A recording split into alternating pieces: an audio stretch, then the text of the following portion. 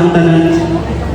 Kag maswerte ka mo, paggawa mo sa inyong mga eskwelaha, sa inyong nga balay, nakailis na kamo. Kag ready na ang salakyan, kag ready naman ang atong ginikanan para idulong mo sa eskwelahan. Sa una pa sa para kami pag-abot sa amon sa nga obligasyon, kaya siyempre wala kami sang ginikanan. 1991, napakaya akong tatay sa sakit ng leukemia. Dali na notice ninyo, doon wala ako nagdako, no? Kaya wala sa mga nagpadako sa ako.